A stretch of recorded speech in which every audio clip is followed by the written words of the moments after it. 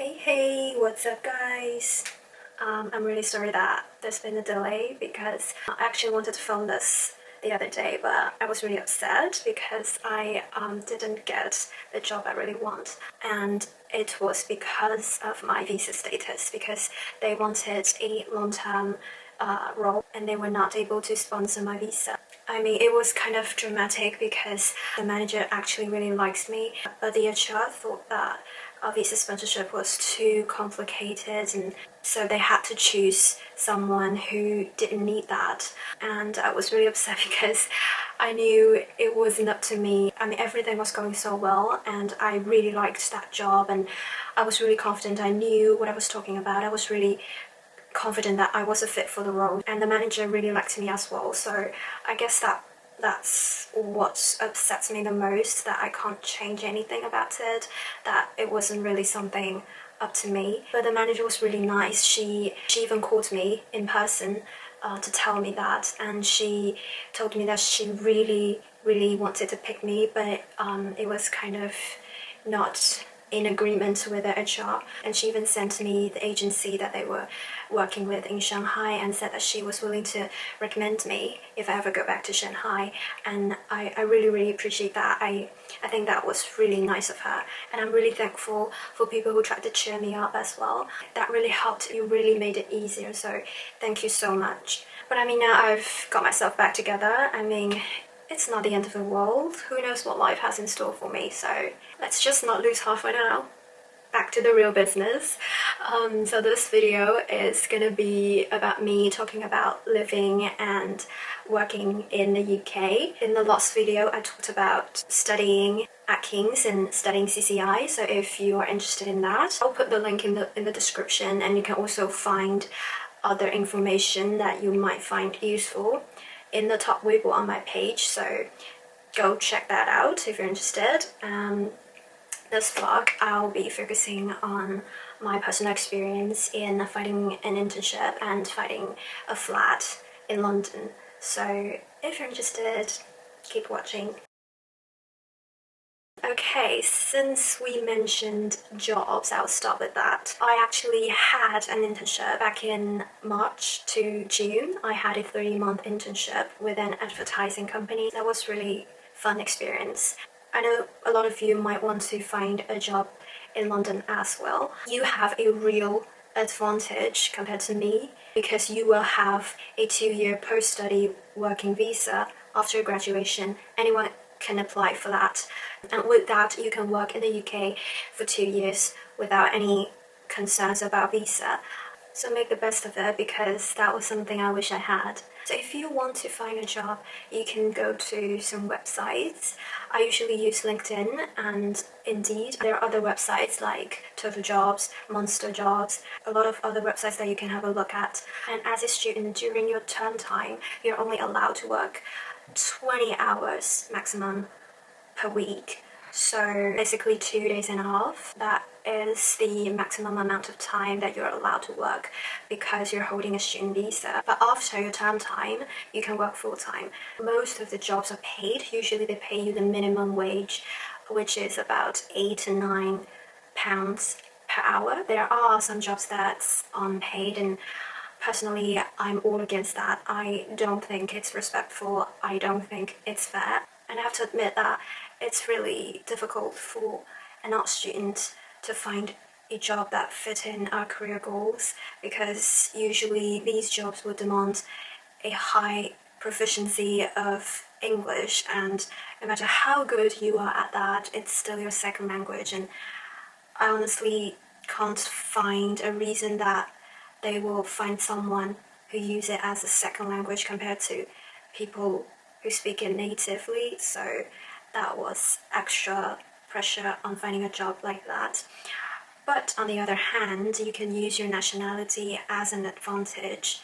Think about what makes you different.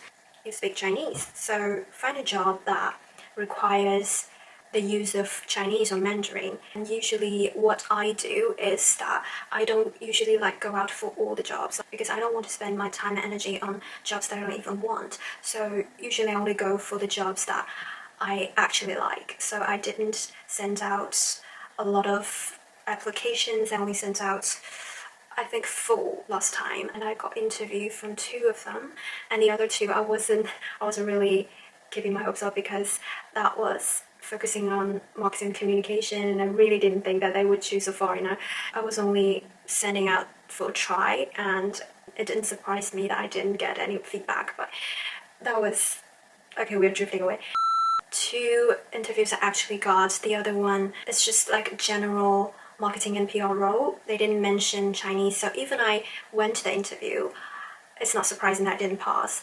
But the one I actually got, it requires you to speak Chinese, so I got it. That's usually what I do because I don't like wasting time and energy, so I only go for the jobs that I am actually confident at. But I mean, it's not necessarily for everybody. If you don't have a clear career goal yet, or you don't care what industry you're in, you just want a job, then go out there, try as much as you can. The more you try, the better chance you have for getting a job. It really is up to you whether you want a job or you want a job that you have a clear vision for. But no matter what you do, always think, what's your advantage, what sets you different, and really know your own stories. In my own experience, you usually go through 2 stages of the interviews. You have a one-to-one interview with the HR or the manager, and then if you pass the first stage interview, they will usually give you a case and about 1 week to prepare, and then you give a short presentation on that. And if you pass that as well, then congratulations. And for people who are seeking more than an internship, who want to work here full-time after graduation, then the best way to go is to apply for graduate schemes. But that would require you to apply 1 year earlier, so basically you have to do that once you've started your program, and that was really intense. And honestly, I'm not planning stay here forever. Like, for me, I just want to extend the time I stay here for as long as possible because I think that 1 year is too short. I didn't really have that much time to enjoy my life here. Eventually I will go back. So before you make any decision, you also need to think about why you want to stay here. Do you want to live here, or do you just want a few more years? Because honestly, if you stay here, your choices are so much more limited. Sometimes you might need to compromise because not all the jobs that you can find here fit in your long-term career goals. So you really need to think about that as well.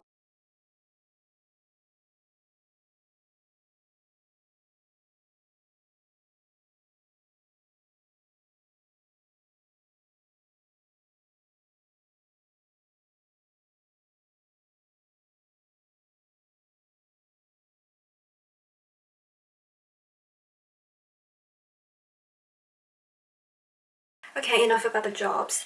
Let's talk about living in the UK. I stayed at Atlas before September. That was a student accommodation company, but they were working with Kings, so they have Atlas specifically for us. I know some of you may want to find a house outside the campus. Go for student accommodation if you are outside the UK because you can't have a viewing in person, and it's a much safer choice to choose student accommodation because the whole process is secured. And it's especially a good thing for student in this year because a lot of the houses outside the campus wouldn't give you a refund if you went back to China, but King's Accommodation actually gave the money back if they chose to go back a few months ago. And also there is 24/7 security and a reception that will keep your parcels, and also they pay for all the bills, so there's no worries about that. And also they will organize some activities like parties for you to get around with your neighbors, and that was really nice.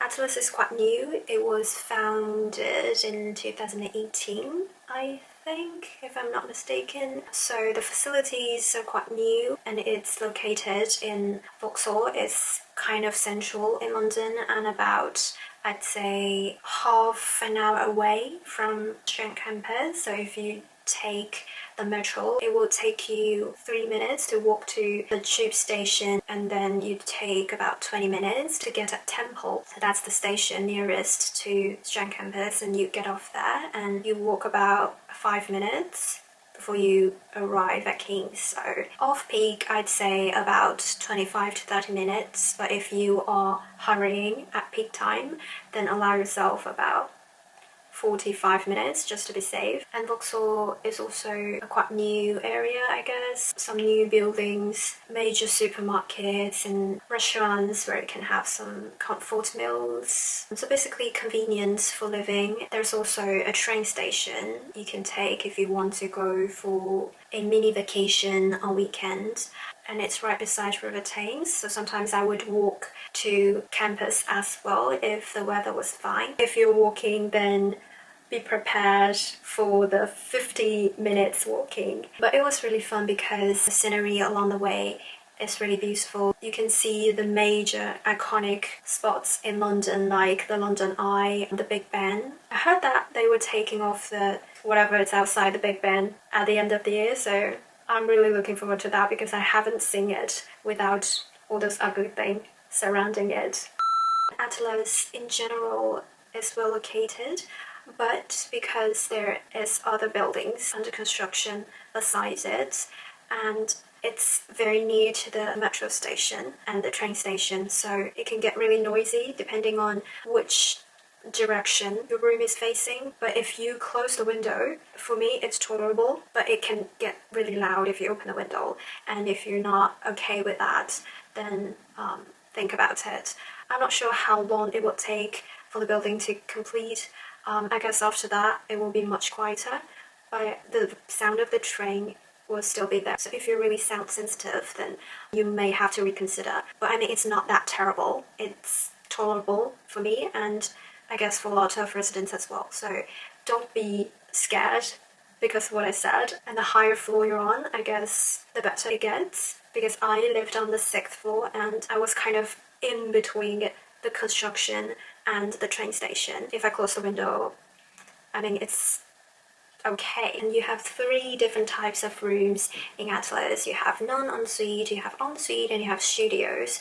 I had an ensuite, so basically a single room, well, actually a double room because it's double bed. I guess you should call it double room with your own bathroom. It was really compact, but I enjoyed the privacy. So I shared the kitchen with 7 other flatmates, but right beside our flat, it was a 6 people flat and we were an 8 people flat. So I guess that really depends on the structure of the building. If you have a non-ensuite, then you have to share a bathroom as well. I'm not sure with how many people. And then there's studio, so you will have your own bathroom and your own kitchen, everything to yourself, but obviously more expensive. So I didn't choose studio because of the price for one, and then for another I wanted more social life. But to be honest, it doesn't really matter. Even if you're living in the studio, you will have other studios near you, and that's kind of like a little group as well. And also there are parties in the building, obviously before COVID. But my point is that don't worry about social life. Even if you wanted to choose to live in a studio, it will also work. You also have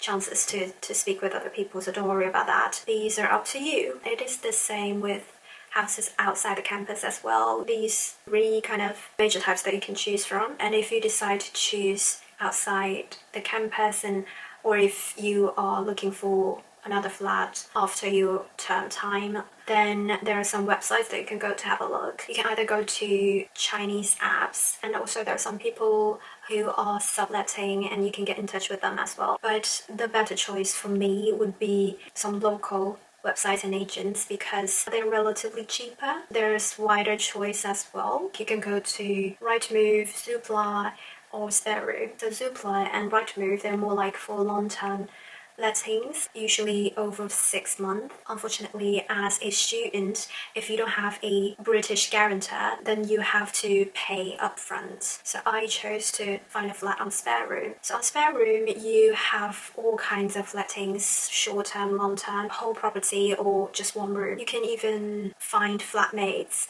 on that website as well. And for local agencies, it is in the British law that they cannot charge you for agency fees. So be alarmed if any of the agency is asking you to pay them for commission, because that's not allowed. Some of them will ask you to pay for like the electricity, gas, or water. Some of them will pay that for you, so be aware whether the bills are included or not. The flat I'm living right now, they pay for the bills, so I'm not sure how much it will cost in a month, but I heard it's about £100 altogether, but I'm not sure because I didn't pay for that, so I'm just telling you what I heard.